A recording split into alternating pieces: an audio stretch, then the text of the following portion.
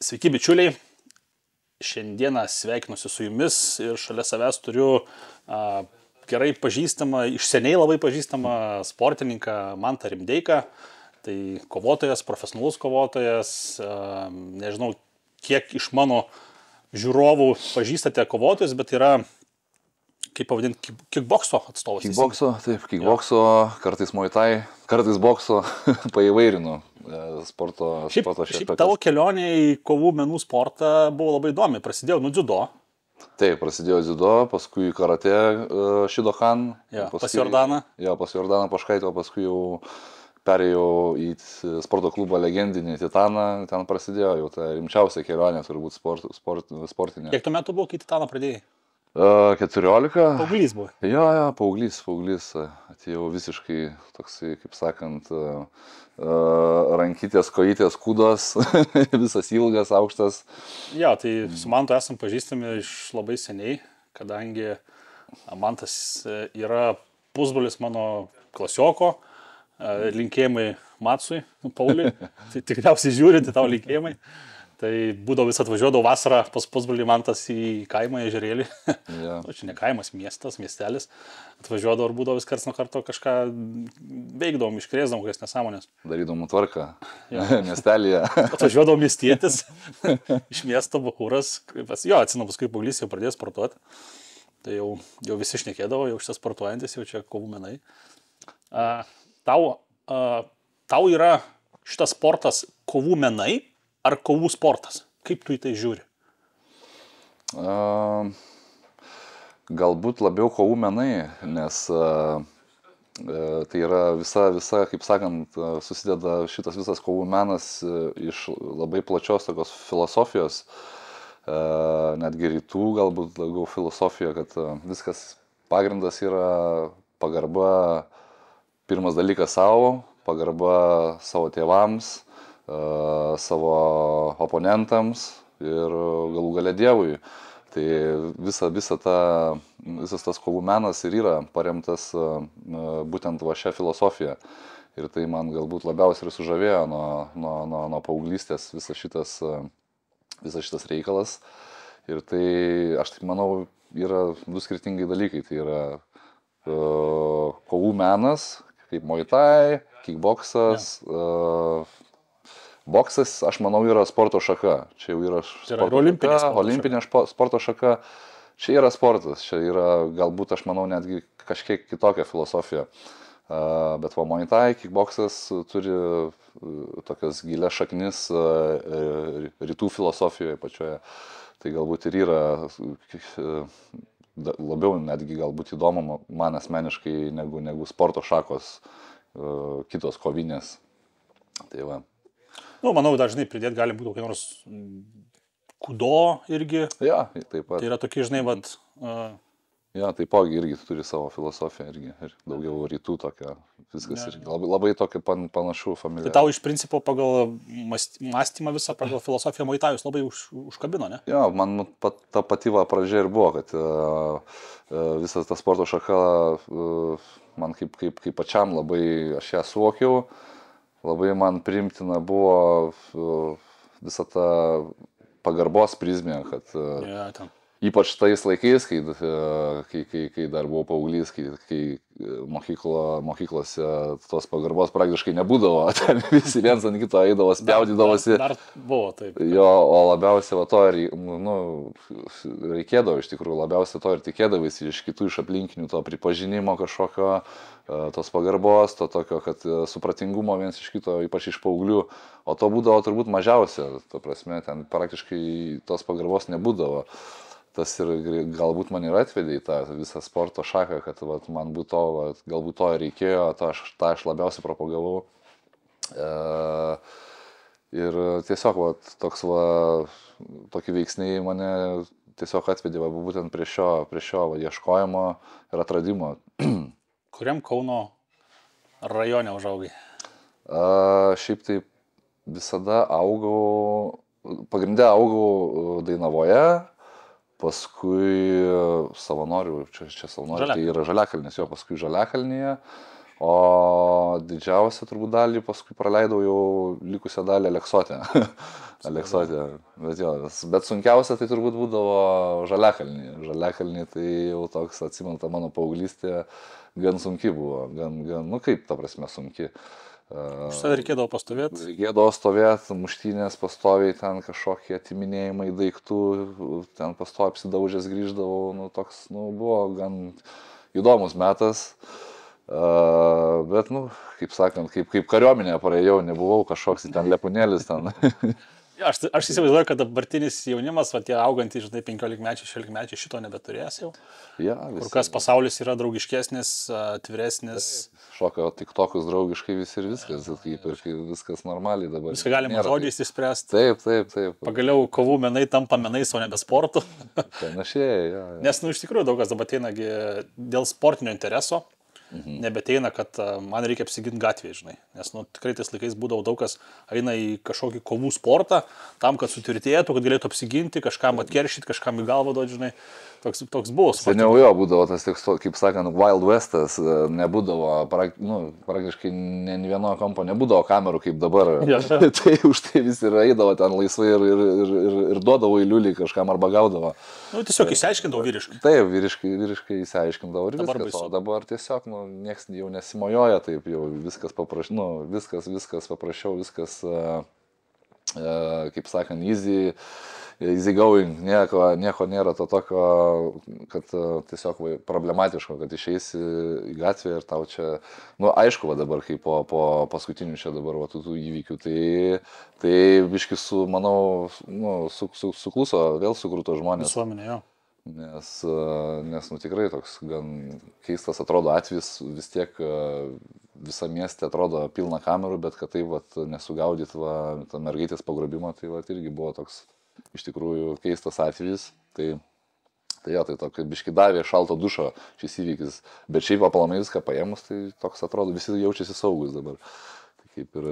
Nu, aš žinai, įsivaizduoju, Lietuva, bet žinai, jeigu mes pažiūrėtume kokį nors ten Amerikos didėjai miestai, Europos didėjai miestai, ten kamerų dar daugiau, visi papadinams, kaip sakoma, jūs esate sekami. Taip, ja. Bet, nu, ja, tai iš tikrųjų sukuria tam tikrą saugumą. Man tai dabar, žiūrėk, tu, kiek aš atsimenu, visą laiką toks buvai aukštas, ilgų galūnių pavadinkim, ūgis kiek, 1,90 m, kokį? 1,94. Jo, tai truputį už mane aukštesnis. Bet visą laiką nebuvai tikrai stambus. Aš pasižiūriu savo senas kovas dar YouTube'ai ten prieš kokį 8 metus, tai jogas paima šitos rankos kovas kaip laidai, kaip sakau, ir skaudžiai muša.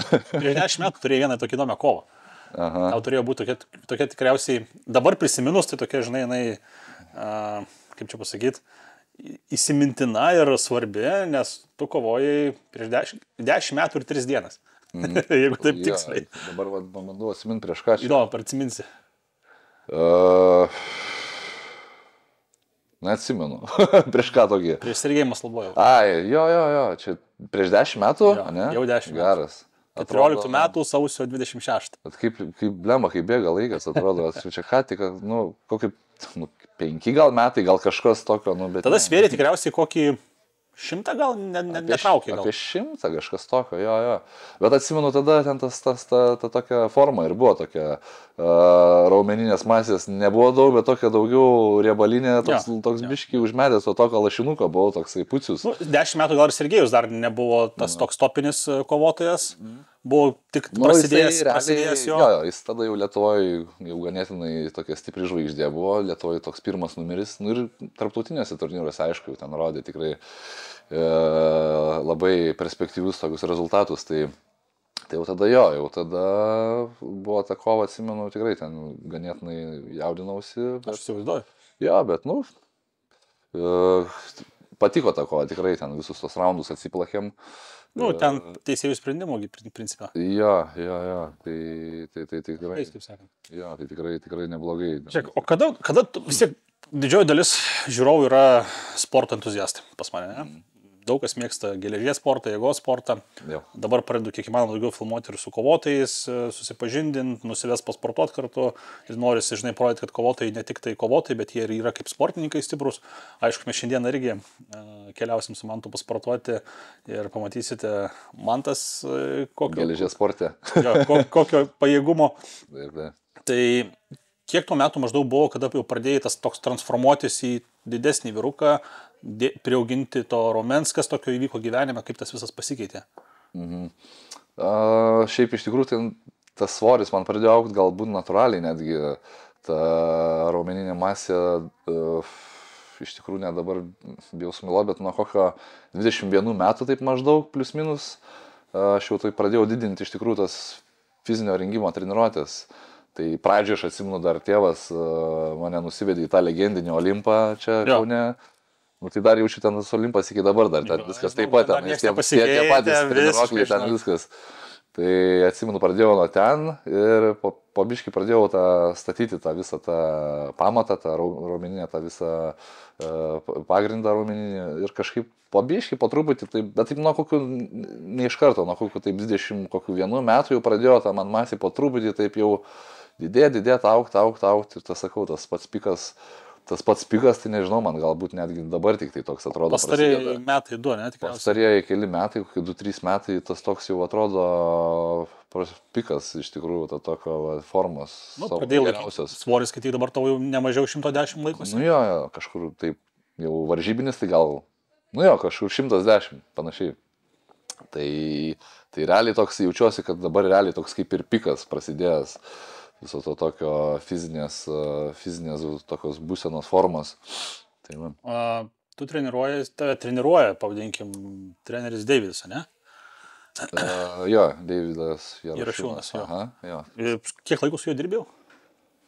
Žinok, senai, iš tikrųjų, gal bijau pameluoti dabar. 5 metai. Deivi, nesupyk, nežinau, iš tikrųjų, neatsimenu, bet senokai, iš tikrųjų senokai. Nu, bet tas gali būti apie 5. Daug davė tas atsiradimas trenerio, tokio fizinio pasirinkimo. Fizinio pasirinkimo trenerio labai daug davė, nes aišku, dar priklauso, kokios yra jo žinios, kokia patirtis, bet, pavyzdžiui, su dabartiniu treneriu, kaip Deividu, tai labai daug irgi skiriam dėmesio mobilumo pratimams, traumų prevencijai visai.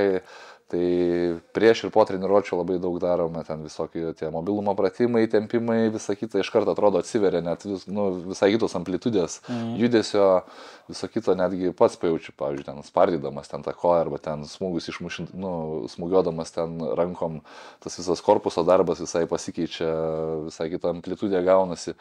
Tai iš tikrųjų netgi, manau, kad būtina įjungti į fizinio rengimo. Nes mažai kas treniruotės, tos tokius mobilumo pratimus prieš ir po treniruotės. Netgi mažiau, pavyzdžiui, tempimo pratimų darom, daugiau mobilumą. Paskui ten kitom treniruotėm gal daugiau tempimo kažką padarom. O tai kiek salėje duodat akcentų į jėgą? Tai žiūrint, koksai laikotarpis varžybinis, koksai, darom taip ciklais, atsirenkam, kada yra kokia data kovos, ten pavyzdžiui, ten keli mėnesiai iki kovos, tai pradedam, arba ten kokie 3 mėnesiai iki kovos, tai prasideda tas jėgos daugiau ciklas, ir paskui po truputį jau kai lieka ten maždaug ten pusę laiko iki kovos, pusantro mėnesio, tada tą visą jėgą nuiminėjom, prasideda ta jėgos ištvermė, paskui vėliau greitumas, tas sprogstamumas, tokia viską cikliškai realiai daro. Kokia dabar fazė pas tave? Dabar daugiau jėgos, dabar daugiau jėgos, nes kova kol kas apie balandžio mėnesį tik nusimato. Tai mes taip kaip ir pasidarė tą tokį planą, kad dabar daugiau skiriam dar šiek tiek jėgai ir jau paskui pradėsime eiti prie kito ciklo. Tai reiškia labai gerai, žinai, mes kai tik sportuosim. Dar galim pačalinti iš tikrųjų. Žiūrėk, aš turiu dovanų, kaip tik pataikiau ant jėgos. O, labai gerai. Čia man? Jo. Žiūrėk, tu šito dar daiktų nebandęs. Aš apie jį tik girdėjęs. Tai hebrytė čia yra kregatinas. Vėl džiaugiuosi, kad vėl turim prekyboje. Buvom čia kurį laiką pastrigę, bet viskas okei. Produktą užsiregistravom, kaip sakant, viskas toliau einasi sklandžiai su juo. Tai yra jau pasakotas, tai yra naujos kartos kretinas, principė revoliucinis produktas, iš principo jis labai puikiai tinkantis kovotojams, kurie nenori to vandens, nes jisai visiškai vandens neužkaupinėja. Vėl vandens neužkaupinėja, vanduo neatsiranda kažkur, jisai atsiranda raumenyje. Ne tarp odos ir raumens, bet būtent į raumenį. Tai jisai vandens neužkaupinėja, nesumažėja elastingumas raumens ir yra 8,5 karto stipresnis už standartinį kretino monohidratą. Jo dozavimas yra tik tai 2 gramai į dieną. Tai yra labai patogus naudojimas. Atsidarysi, matysi maišiukai mažiukai. Tai 2 maišiukai yra į dieną. Sporto dienomis gali pasirinkti, pas tai tikriausiai visos sporto dienos. Nu, realiai. Kiekvieną dieną. Tai va, kaip ir kretiną, taip ir kregatiną reikia vartoti kiekvieną dieną. Principai, kas tai yra? Tai yra prie kretino pridėtas jo prekursorius. Kas yra prekursorius? Prekursorius yra pirmtakas, iš ko pirminė medžiaga, kaip transformuojasi kažkas. Tai yra pirminė cheminė medžiaga, iš kurios pavirsta jau į kretiną. Tai yra pridėta GAA, Guantanamo rūgštis ir išgautas toksai produktas, kregatinas. Tai vat, jis yra stipresnis negu standartinis kretinas, pakuoti yra mėnesiui.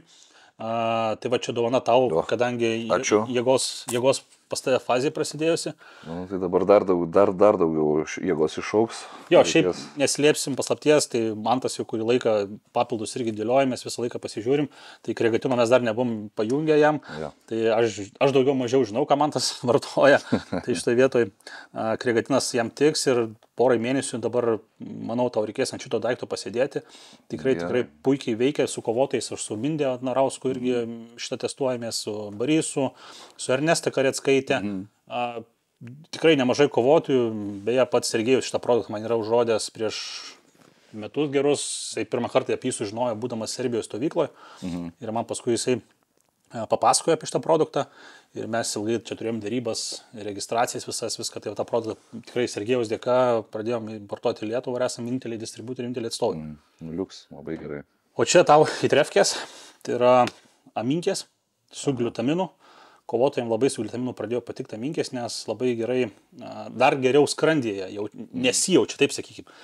Ir šiaip, aišku, įman kokybiškas aminų rūgštis, dažniausiai, jeigu viskas gerai, tai neturi būti kažkokio dirginimo, kažkokių rūgšties kilimų, atšokimų į viršų, neturi jaustis. Sportas yra intensyvus. Gliutaminas papildomai įdamas būtent dėl to, kad dar mažiau jaustusi, kad skrandžiui būtų draugiškesnis produktas, tai Asgardo aminkės su gliutaminu, skonį išrinkau tokį, kokį pats dabar geriu, gervogė.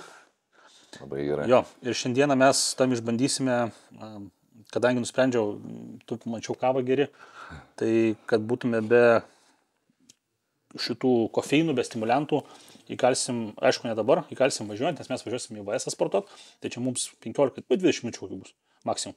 Tai vad, kol važiuosim su Mantu, įkalsim šitus gorilo šotukus.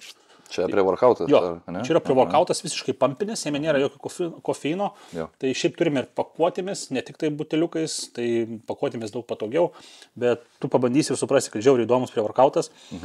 Skonis, kad ir kokį imsis, tai turi kaip mintono poskonį, šaldantis toksai. Nu, reikia išgert, kad suprasti. Geras. Tai va, šitą mes paskui dabar galim pabaigti kalbėti. Tai dar po treniruotės jaučiu grįšiu baldus, perkelnat reikės namuose. Jeigu gerai užsipompuosi, nepakelsi tų baldų. Gerai. Tai va, tai grįžtant tada prie tavo trefkių, prie tavo jėgos. Kiek, tu buvai pasiekęs, atsimenam, net 116 kg. Iš tikrųjų tai net dar daugiau, buvo 100, jau čia rekordas tai buvo 118 netgi buvau užvaręs, bet ta tokia buvo masė ta gera, ta tokia jau to riebalo nebuvo iš tikrųjų daug, netgi dariausi tą testą, tą riebalų masės, o dabar atsimenu tik tai kiek ten buvo procentų. Kūno analizės.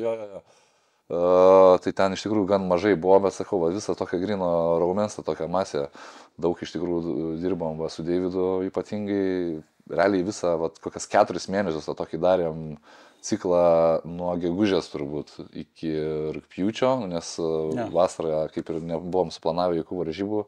Tai grinai darėm tą visą tvirtinimą, kūno tą stiprinimą, tai tas visokie plėšimai ten, klynus darėm ten visokius, iš tikrųjų žiauriai, taip netgi darydavau net po kelias treniruotės į dieną, kažkaip susisukdavo man, kad dar noriu daryti, darau. Tai aš ten sakau, tą masę ten taip užsiauginau, tą raumeninę, kad paskui ten, sakau, šokau boksodis, šakės, toks atrodo net sunku išjudėti, ten statydavomės taurės, ten masažus, įsimasažuodavau į pirtis, tai paskui kaip ir atlaisvėdavau.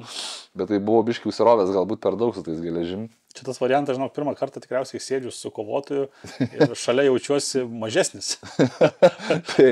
tai kiek susivarydavau? 115 kažkur. Ai, tai tiek pat, viskas gerai. Ja, bet žinai, aš sakau, tas vizualinis jausmas, žinai, kai sėdi ir matai, kad vyrukas didelis, nes tu esi jau heavyweight, sunkias svoris. Lietuvoje mes sunkias svorių turime labai nedaug.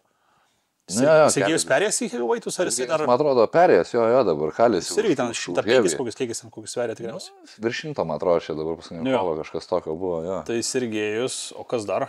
Daugiau yra dar toksai Pauliukevičius iš Dainralfo, čia neseniai jis toks... taip jau gan taip daugiau pradėjo judėti čia visokiose tarptautinėse turnyruose. Jo, jisai seniau, man atrodo, boksuodavosi ir dabar va kickboksą perėjo. Tai aš su juo kovau, čia nežinau, prieš metus gal ar pusantrų. Tai čia mėgėjusi ilgiausiai? Jo, čia buvo Lietuvos čempionatas kickboksų. Geras, neblogas bachuras, tikrai toks perspektyvus. Bet šiaip Lietuvoje mažai mes turim heavyweight vyrukų. Vien ant rankos. MMA yra keletas dar. Ten Pakutinskas, kas ten dar turim. Yra ten keletas dar. Yra, bet sakau, bet kickbokso tai ten ant vienos rankos pirštų ten suskaičiuoti galima ir tai ten 3 gal, nežinau, kažkas tokio, 4 gal žmonės. Davai, anekdotą pasakysiu, prisiminiau vieną. Labai retai, kad anekdotas pasakoju. Susitinka, ateina kočiokas. Žinai, kaip kočiokai dažniausiai vaikšto. Vaikšto, žinai, rėmas didelius eina. Ateina kočiokas ir stovi pislys. Pislys tas, kuris daug mėgsta su merginom mylėtis. Aš nežinau, kaip kitaip tokį pavadinti, žinai. Pizamonas. Pislys stovi prieš kočioką, sako, jau klausyk, sako, kodėl tu taip, sako, vaikštai toksai. Kočiokas sako, tai aš kočiokas, sako, aš taip valgau, sako, aš sportuoju, aš sako, turiu, tai vaikštum raumenys dėlį. Jo, sako, suprantu, bet sako, aš tai nevaikštau šitaip. Pislys. O dabar einam į reklamas. Labas. Jeigu tau patinka mano kuriamas laidų turinys, drąsiai gali prisijungti prie šio nuostabaus kanalo išlaikymo. Jums tereikia užsukti į mano puslapį papildistas.lt. Norėjau padėkoti, kad esate kartu. Jeigu norite sekti visas naujienas, užsukite į mano Instagramą ir nepamirškite prenumeruoti šio kanalo. Tai va, sugrįžom, atsikvėmim truputį. Po reklamos. Kiek pas tave gyvenime kaip sportininko yra svarbu mityba?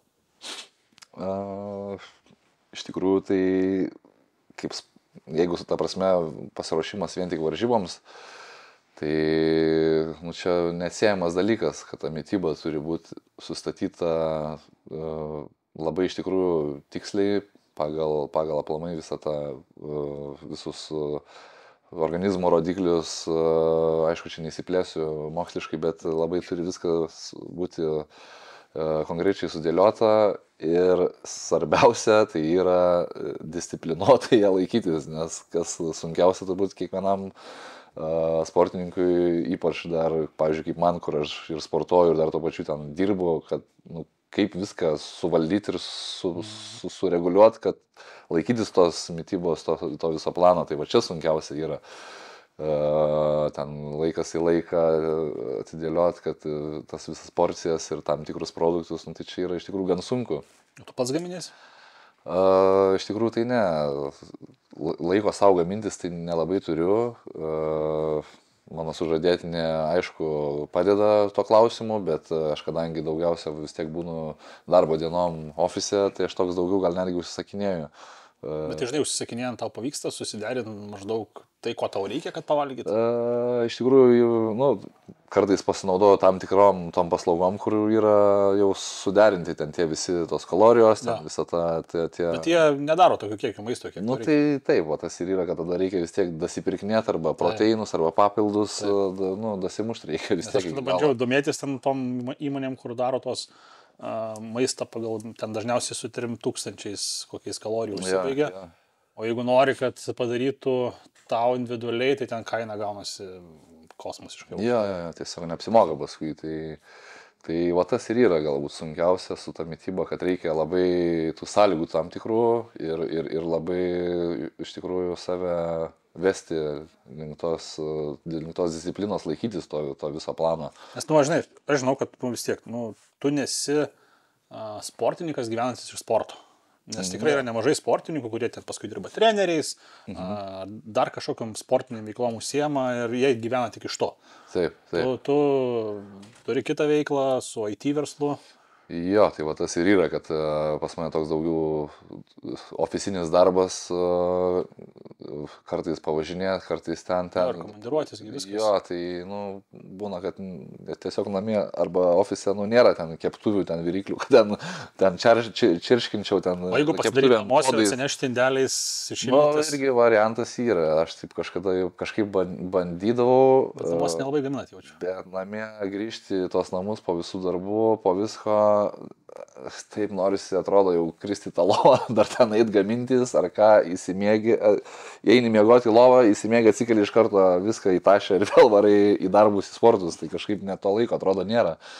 Tai vad sakau, kiek maniškė padeda kartais, kiek pati turi laiko, nes irgi vis tiek ten mažas vaikas, dar dukra mano atvažiuoja dažnai, tai toks gaunasi, kad tą laiką tiesiog atrodo atima tiek iš manęs, tiek iš maniškės, kad nėra net laiko ten kažką tai pasigaminti, tai dažniausia tiesiog tada tenka leisti pinigus ir užsakinėti visus to maisto sudėliojimus ir atvežimus ten į darbo vietą arba į namus. Gerai, ką valgiai pusryčiam šiandien? Šiandieną valgiau košę. Nes labai greitai susiverti ten į podą, užsipili to verdančio vandenio ir viskas. Žinai? Viskas. Ką? Jo. Bent proteinai įsidė? Nespėjau. Proteiną nespėsi. Ei, senė, ble. Jo. Greitai, tai išmaukšt. Tai proteiną išmaukšt. Proteinas kitam kambarį, nėra laiko pizdu, sugersiu tą, greitai suvalgysiu košę, važiuoju filmuotis. Tai va, bet tai nieko, išgersim BS fitness, jeigu ką. Okay. O tai kiek tu kartų valgai dieną? Šiaip valgau tai daug, iš tikrųjų. Nedaug, bet dažnai po nedaug. Va tai jau galima sakyti. Matau, kad tu mažai valgai. Man dažniausiai kiekvieną kebra sako, daug valgau, bet skudovai, suraš man lapo, ką valgai. Pradedam rašyti, ne, čia nedaug valgai. Ne, man žinai, kokį įdomu, nes, išlaikyti virš 110 kg, kad ir esi aukštas, vis tiek nėra lengva, ir tą raumenį išlaikyti, sakydam, turi to maistinių medžiagų būt, žinai. Jeigu tas maistas, sunkiai renkasi ir kartais, žinai, tenka prasiskipinti ir ten tik tai lieka 3 valgymai ar 4 valgymai, tai blemba, sunkoka, nebent esi toks truputį genetiškai gifted. Buvo čia momentas, kada toksai, pasisverdavau, žiūriu, kad tas svoris tiesiog krenta, nors atrodo, sportuoji daug ten ir gan tą fizinį darai, bet paskui kažkaip pagavau save, kad valgau 2 kartus per dieną, bet sočiai, dabar sme daug, bet 2 kartus tik tai. Ir paskui taip ir supratau, kad biški trūkumas, tas deficitas atsirado. Baltymų trūkumas ir kažkaip paskui jau, vėl susidėliojau, kad kokius 4 kartus tai valgyčiau, bet taip, irgi sočiai, daug baltymo. Akcentuoju vis tiek baltymą. Jo. Dasimetu ten į ką proteiną. Ir atsistatė vėl kaip ir normaliai viskas, tas svoris vėl gerai, nes buvo tikrai ten gan taip nemažai pradėjo kristi, nes, sakau, pagavau save, kad ten ryte sočiai labai pavalgau, ten per pietus irgi labai sočiai ir ten vakare po treniruotės ten kažką ten, atrodo, greitai susimakaluoji ir nemiegot. Toks gaudavosi, kad ten kokios vakarienės nedavalgai galbūt ar dar kažko taip normaliai ir žiūri, kad tas svoris jau taip tik tai down eina. Aišku, nėra blogai, kad tas svoris krenta, bet paskui pamačiau, kad biškai jau per daug nukrito, jau tada jau tas toksai jau per daug pavojingai nukrito. 4 kg nukrito jau čia pavojingai. Labai pavojingai. 4 kg, jeigu raumens 4 kg. Tai va, čia tas ir buvo, kad nepasversi, ar čia lašinio nukrito, tai 4 kg yra raumens, jeigu raumens, tai labai blogai. Šiaip nežinau, raumo jisai nėra, kad lengvai krentantis, tam reikia duoti jau ilgo streso, krūvio, dažniausiai krenta vanduo. Vanduo išeina, glikogenas gali išeiti, pats raumo jis greit neišeidinėja, jis tose nemažėja, tai čia, žinai, greičiausiai tas ir bus atvejis, kad tiesiog išėjo kažkiek glikogeno, išėjo skysčių Ir ta 4 kg ant tokio tūrio žmogaus tai nėra kažkas daug, žinai. Dėl to jie greit sugrįžta. Ja. Nes jeigu tu sudegintum raumenį 4 kg ir reiktų juos susigrąžinti, tai vėl būtų darbelio. Ja, nes kai aš LSU, kai darėm testavimus tos badavimo, tai šakės ten.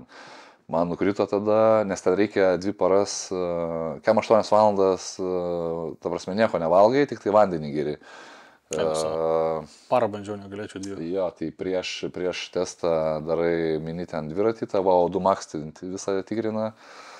Tada kitą dieną pavalgai pusryčius tik tai ir viskas. Ir nuo tos dienos kem 8 valandas visiškai nieko nevalgai.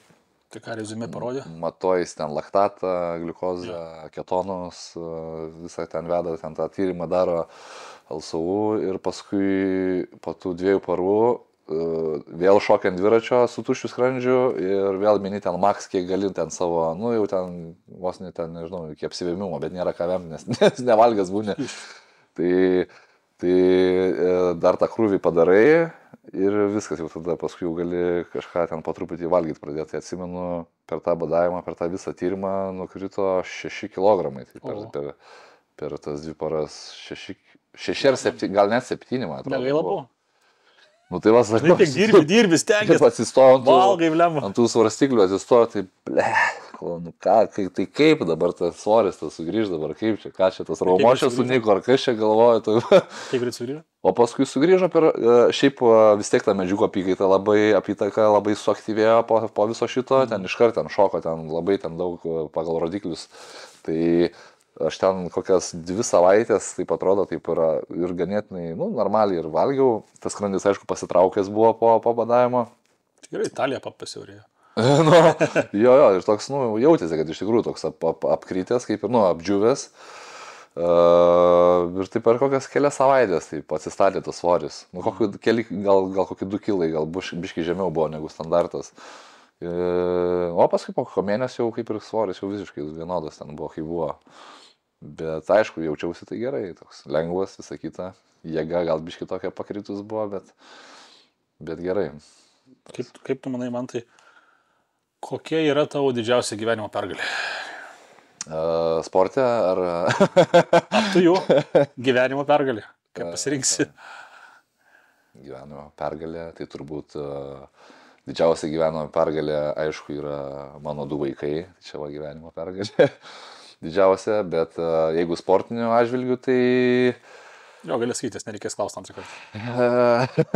Sekinis klausimas sporte. Sekinis klausimas, jo. Iš tikrųjų, tai pasaulio taurės laimėjimas, tada... Iš tikrųjų, tai kiekviena mano pergalė, man atrodo... Bet ar turi tokia, žinai, kova su kažkuo X, kovotojų, kuri tau labai įstrigus ir tokia atsimeni ir... O ten blemba. Atsimenu su vienu irgi geriausiu sunkiasvoriu, toks Julius Mocka būdavo. Mes visada su juo kaldavomės, praktiškai, nes nebūdavo su kuo, nebent būdavo Sergejus, bet jis tada kažkaip perėjo lyg ir žemesnė ten light heavyweightas, bet būdavo toks Julius Mocka, mes 2 sunkiasvoriai, pastoji plakdavomės, tai būdavo ten, tai jis, tai aš, bet kažkaip jisai momentų ten toks win strike'as buvo, ten kokius 3 kovas iš eilės laimėjo prieš mane taškais, nors aš ten, žodžiu, labai ten ginčinavom tas kovas, nes ten kaip ir aš laimėjau, bet kaip ir jisai ten nuteisėjavo, kaip visada nuteisėjuoja, žinai. Ne, teisėjas, jo, balvonas, davė taškų tam daugiau. Bet kažkada paskui Siemens arenoje su jo kalbinės, tai va tada turbūt labai įsimintina man kova buvo, kai tada aš taškais laimėjau. Kur pas Julius dabar? Jau kaip ir baigė karjerą, man atrodo, irgi. Pastraukė. Jo, kažkaip irgi, kiek aš ten atsimenu, kalbėjausi paskutiniu metu kažką irgi su IT lyg ir daro. Žodžiu, kaip ir baigęs karjerą jau ir viskas. Tai va su juo, bet labai geras, labai talentingas kovotojas buvo, tikrai sunkiasvoris, toks vienas rimčiausių turbūt ir Lietuvoje buvo. Ir tarptautinių labai daug turnyrų laimėjęs. Nu, geras, tikrai. Tai tokie mes būdavom kaip ir pagrindiniai priešininkai visoje Lietuvoje, taip sunkiasvoriuose. Tu esi vienas iš tų, kuris turi kontraktą su Glory. Jo. Lietuvoje kas dar turi su Gliori? Sergejus Muslabojevas turi. Jo. Kol kas viskas. Kol kas kaip ir jo. Nu, Ernestą su UFC gavo. Ten irgi. Tai va, jo. O lietuviai po biškį keletą. Skina tą. Tavo startas Gliori buvo pralaimėjimas. Jo, prieš Šestuką. Jo, pralaimėjau, aišku, labai gaila iš tikrųjų, kad va taip viskas įvyko, trūko aišku, taktikos galbūt, buvo taktikoje padaryta klaidų, bet čia toks tas sportas, toks tas kovinis sportas, kad, tu niekada negali žinot, gali ten galva aukštesnis ateitų už priešininką, tikrai, ta prasme. Nes tas geras buvo. Ta prasme, savo gebėjimais ir savo visą tą aplamai IQ kovotojo galėjo žymiai aukščiau ateiti už kitą, bet vis tiek, tiesiog gausi lucky punch ir viskas, eisi miegoti ir viso, čia taip realiai. Apskritai reikia suprasti, kad Gliori tai jau yra kitas lygis, tai yra ten visi yra labai geri. Gliori yra, pirma, kaip sakant, lyga. Dar netgi galvojau kažkada toks su One Championship galbūt One'as labiau, bet dabar ne, iš tikrųjų, dabar labai iš tikrųjų Gliori iškilus, praktiškai numeris 1, tai buvo kickboxe. Ar yra dabar planų vėl Gliori sukovoti? Kontraktas pas mane nesibaigęs, klausė jie, kokį mano tas tvarkaraštis kovų, tai aš jam viską kaip ir pateikęs, tai jie tiesiog, lauk, sako, tiesiog lauk ir viskas, nes jie čia dabar susiplanavę, ar iki kovo mėnesio visas tas fight cardas, tai bus matyti, aš taip įsivaizduoju, po kovo mėnesio gal kažkas tokio, tai konkrečių datų dar nieko nežino. Nes vis tiek čia po tų praeitų kovų, po tų traumų visų, ten jie irgi, manau, apsiskaičiavę, ten kokius 4 mėnesius buvo vis tiek duot pertrauką, tai dabar tiesiog laukimas toksai. Tau pastarėjai metai tokie trauminiai metai. Jo, tokie gan nesėkmingi. Bicepsas nutrūko. Gan nesėkmingi, sakau, Bicką nutrūko, kad ir laimėjau kovą, bet vis tiek, tą vieną ranką atsiplakiau, bet, tai va sakau, Bicką sugijo.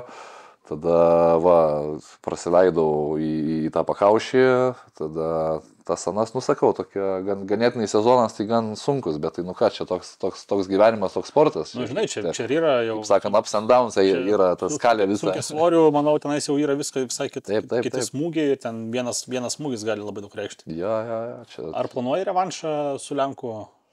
Jo, tai planas su Lenku kaip ir yra, dar aišku, 100% nieks nėra užtvirtinta, bet Lenkas kaip ir sutiko kaltis čia balandžio mėnesį, kaip ir, jeigu viskas gerai, jeigu viskas... Bet čia bus jau utimieji kova, ne? Jo, UTMA utimieji bus, balandžio mėnesį, tiksliai ten datą dabar pamiršau kada, bet... Jie buvo idėja.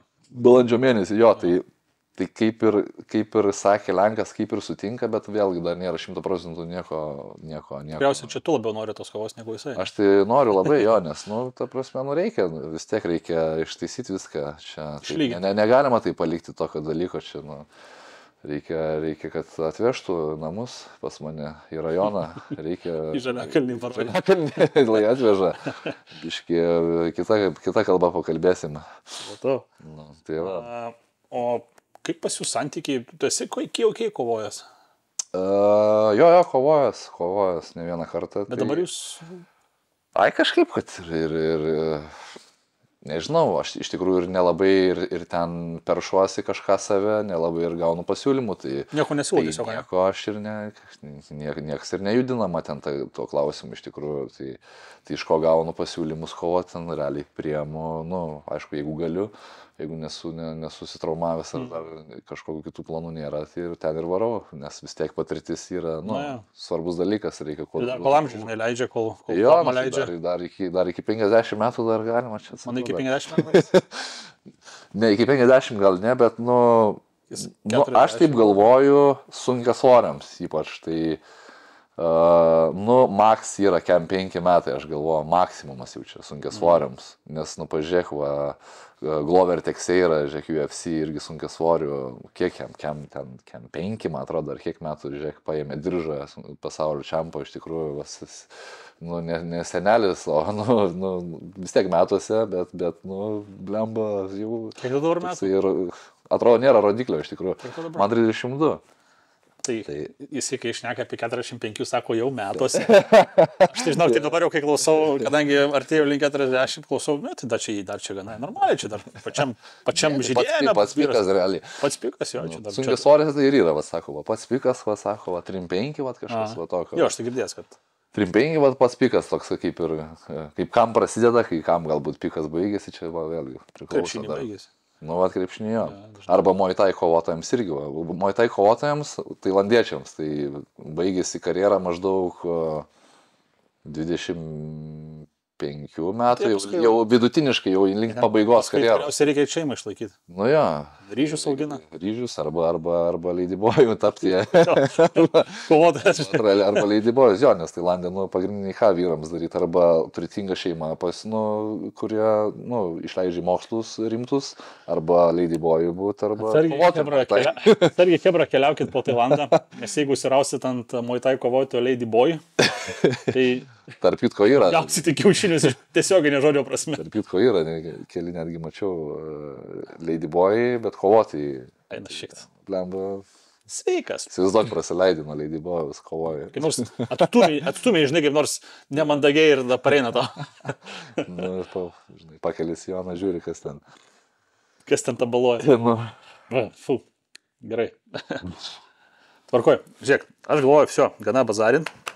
Noriu varyti pasportuoti labai. Tai tada mes susirinkam žaisliukus ir sakom, susitiksim su jumis jau antroje mūsų laidoje, kur matysite mūsų trefkę ir pasižiūrėsim, iš ko Mantas sulipdytas. Čiau, iki. Visio, iki hebrytė. Užsidėdė diržą, ar nereikia korpus padaryti papildomai. Nusipilkai papildys tą diržą. 30 pinigų išleidai gerų. Viskas, kam daryti tą korpusą.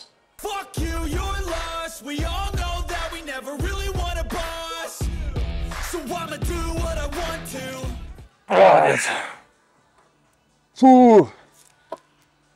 Blemba, šitas jau jo. Šitas jau. Pagaliau dėjom svorį, kur rimtai iššūkis jau. Pagaliau už mane tikrai daug padarė. Dasivijom, žinai, ten, kur norėjau nuėjti, nuėjom. Žodžiu, įsilyginom. Kokiu dar baimę turi? Šiaip gyvenime. Paprastai jaučiu borą, bijau. Belegai vorų nemėgsta, žai. Geras. Užmatosim. Pažiūrėsim, kiek Rimdeikos ranka. Blemba, va šitą niekad nesidaręs. Šito niekad nesudaręs, bet žinau, kad reikia.